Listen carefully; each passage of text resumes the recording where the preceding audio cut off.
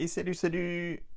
Aujourd'hui, un sujet très pratique qui est la façon de choisir son offre de cloud computing, plus précisément donc cloud de données.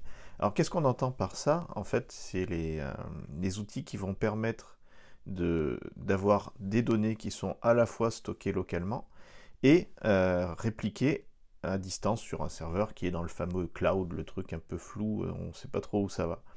Alors ce service-là, ça a été inventé il y a déjà quelques années, je crois que c'était Dropbox qui était précurseur par rapport à ça, et c'est vrai que c'est plutôt avantageux. En fait, ça permet d'avoir quelque chose qui soit complètement automatisé, ce qui était un gros pas en avant par rapport au système de sauvegarde classique, et avec la possibilité en fait d'être complètement transparent pour l'utilisateur. Lui, il a un répertoire qui est sur son disque dur local, qui reste accessible s'il n'est pas connecté, et il dépose des fichiers dedans, il les modifie, etc.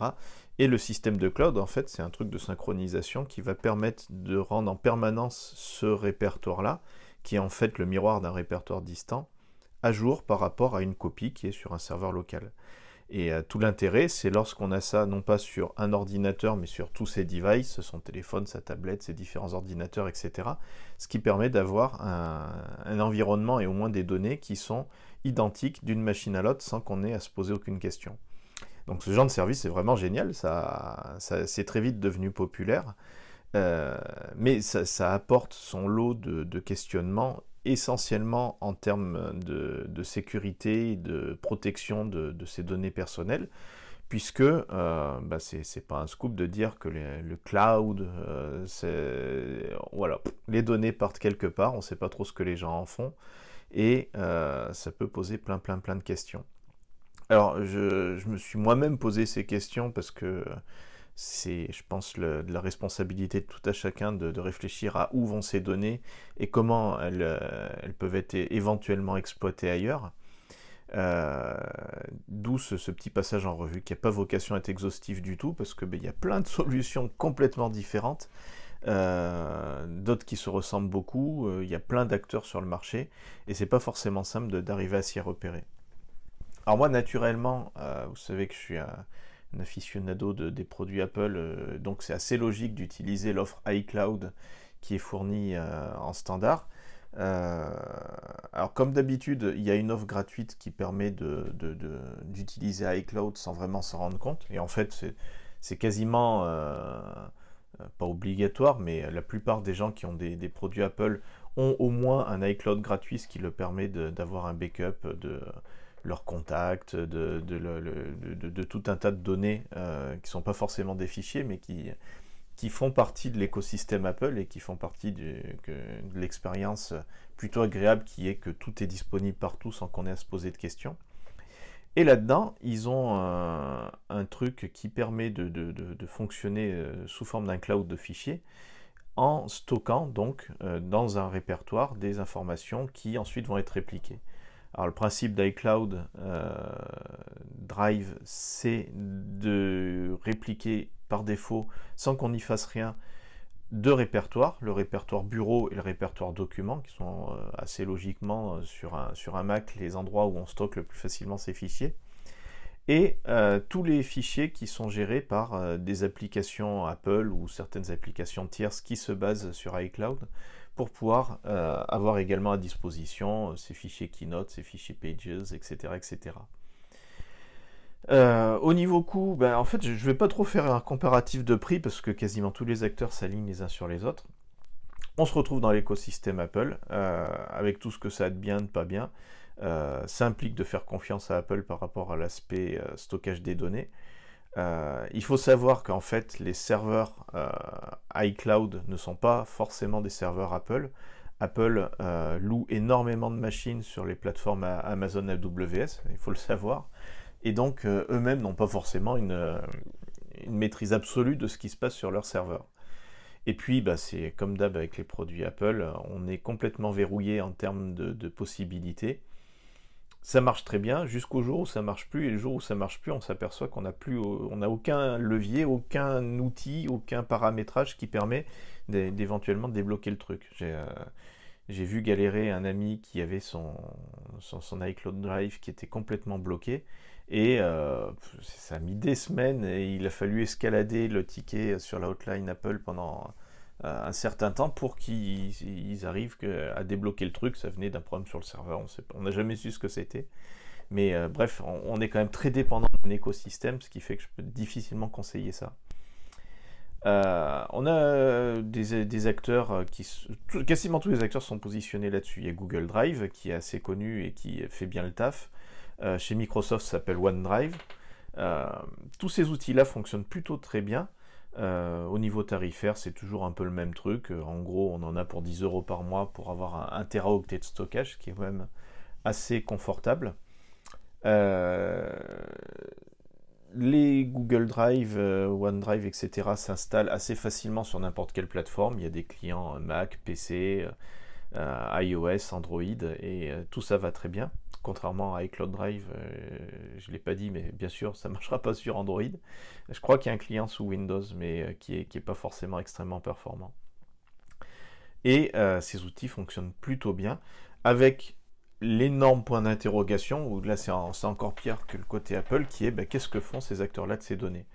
Est-ce que vous avez envie de filer toutes vos données à Google, déjà qu'ils en ont pas mal?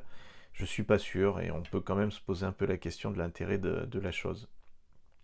Alors l'acteur historique par rapport à ça, c'est Dropbox, qui honnêtement, techniquement, c'est les mieux foutus. Il y a plein de fonctionnalités, on sent qu'ils ont de l'avance et ils tiennent à garder cette avance. À peu près tous les petits gadgets qui peuvent faire du cloud quelque chose d'intéressant sont disponibles sur Dropbox.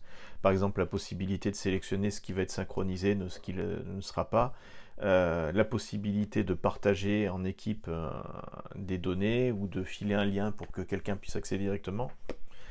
C'est assez difficile de prendre Dropbox à dépourvu. Au niveau tarifaire, ils sont un peu plus compliqués que les autres. On sent qu'ils s'orientent de plus en plus vers un public pro où ils proposent en fait non pas des accès pour un bonhomme, mais des accès pour une entreprise avec des comptes utilisateurs. Les logiciels sont assez bien foutus. Au niveau sécuritaire, c'est exactement la même chose que les autres. On peut se poser la question de qu'est-ce qu'ils font de ces données. Bref, si vous acceptez d'être dans le giron de start-up ou de gros acteurs du net sans trop savoir ce que vos données vont devenir, Dropbox, ça reste quand même un choix assez intéressant. Alors il y a pas mal d'alternatives. Il y a un acteur qui est sorti il n'y a pas très longtemps qui s'appelle pCloud, un P et Cloud, qui propose une option qui est plutôt assez pertinente dans le contexte que j'évoquais précédemment. C'est la possibilité de crypter toutes ces données.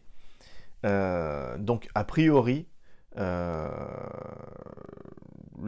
on a quand même des raisons de penser que les données que l'on va stocker sur pCloud vont être plutôt sécuritaires, même si on n'a pas forcément de garantie complètement là-dessus, ça reste du SAS, c'est-à-dire qu'on ne sait pas exactement ce qui se passe derrière. pCloud propose plein d'offres, il propose entre autres des offres qui se différencient un peu des autres, qui sont des offres un peu illimitées dans le temps. Après, voilà, ça reste une startup, on ne sait pas trop ce que ça va devenir. Alors si on va encore plus après sur des aspects sécuritaires, j'ai testé une solution qui s'appelle SpiderHawk, qui elle propose clairement beaucoup plus de gages en termes de vie personnelle. Le code est ouvert, on sait ce qu'ils font, etc. C'est un petit peu l'équivalent du Proton Mail, mais pour du cloud. Ça a l'air plutôt fiable, ça a l'air plutôt bien foutu. Il y a un énorme problème avec SpiderHawk, c'est que les logiciels sont vraiment des logiciels de gros barbus, quoi. C'est pas du tout grand public. Ils n'ont pas le truc qui fait que vous pouvez sans problème confier cette solution à votre grand-mère. Il faut être du métier, quoi. On sent que c'est un truc fait par les techs pour les techs. C'est dommage parce que ça pourrait être une alternative très intéressante. Et puis il y a la bonne vieille solution d'héberger soi-même son cloud. Alors c'est pas si compliqué que ça. Il y a depuis longtemps une solution open source qui s'appelle OwnCloud, qui depuis quelque temps a été forquée sur un dérivé qui s'appelle Nextcloud, et qui permet en fait, le principe, c'est de revenir aux fondamentaux d'Internet, qui est d'avoir son propre hébergement et de gérer son propre matériel et son propre logiciel. Il faut savoir qu'en fait, le fait qu'Internet soit avec des millions de clients qui se connectent à quelques serveurs, au départ, Internet n'était pas conçu comme ça. C'était conçu avec chaque utilisateur possède son adresse IP et peut héberger ses propres données. Ça a pu amener quelques dérives, ça a pu amener en fait surtout plein de complications. Et en fait, Internet a ensuite évolué pour avoir des solutions où des sociétés commerciales proposaient des services commerciaux, mais beaucoup plus simples d'emploi. Et comme Internet est devenu grand public, eh ben, on a glissé petit à petit sur un côté où Internet est devenu un truc avec des services sur lesquels on était des millions de clients à se connecter. Mais rien n'empêche techniquement d'avoir un retour au basique d'Internet, c'est-à-dire d'avoir son propre hébergement et de gérer ses propres données. Donc OnCloud, Nextcloud, si vous avez envie de bidouiller un peu, c'est plutôt pas mal. Ça peut fonctionner sur des outils de type Synology. Vous savez, les Synology, c'est des boîtiers qu'on installe chez soi, qu'on met dans un placard et auxquels on ne touche plus. Donc un Synology, c'est fait avant tout pour gérer son réseau local, mais on peut aussi imaginer d'utiliser son Synology pour une solution de cloud, en installant un OnCloud dessus, et ça va fonctionner très bien.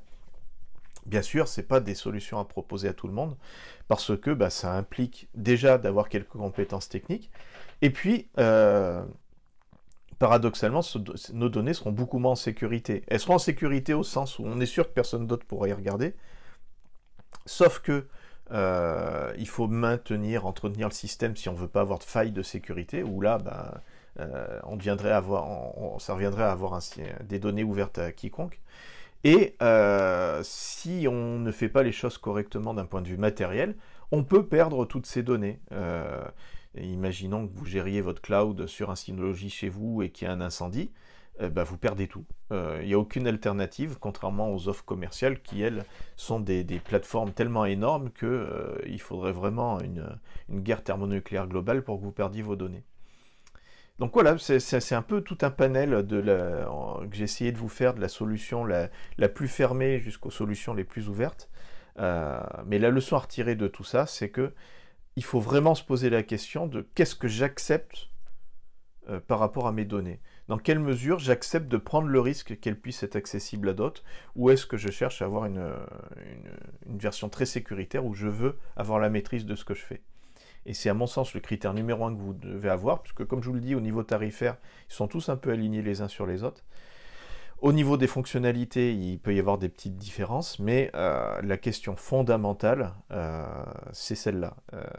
Si vous n'avez pas lu l'autobiographie d'Edward Snowden qui est sortie récemment, je vous invite à le faire. C'est assez marquant, ça permet d'ouvrir encore un peu plus les yeux par rapport à tout ça, parce que l'enjeu des données n'est pas anodin. Et même si un Google, par exemple, propose Drive de manière payante, donc on se dit c'est un service commercial, il faut se poser la question de pourquoi Google propose ce service. Est-ce qu'ils ont besoin de gagner encore plus d'argent? Puis de toute manière, 10 € par mois pour un Tera, franchement, faut y envoyer du bois pour arriver à amortir ça. Ou est-ce qu'il n'y a pas quelque chose derrière d'autre? Je ne cherche pas du tout à être dans la théorie du complot ou un truc super paranoïaque, c'est pas du tout ma façon de voir les choses, mais c'est des questions qu'il faut se poser quand on a un enjeu, et les services de cloud, c'est vraiment un enjeu majeur aujourd'hui sur sa machine, d'autant plus qu'ils font tout pour se faire oublier, et c'est précisément pour ça qu'il ne faut pas les oublier. Allez, salut!